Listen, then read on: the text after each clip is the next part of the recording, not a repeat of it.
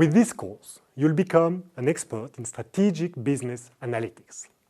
As we'll explain later, we'll help you develop 4 sets of skills needed to leverage value from data: analytics, IT, business, and communication.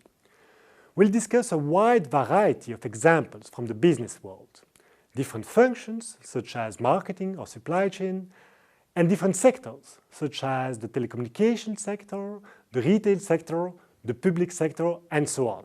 In order to analyze the related data rigorously, we'll present different techniques used in strategic business analytics, how to find groups of similar and dissimilar observations, how to find relationships between causes and consequences, how to make forecasts, and how to make all those techniques relevant for your business.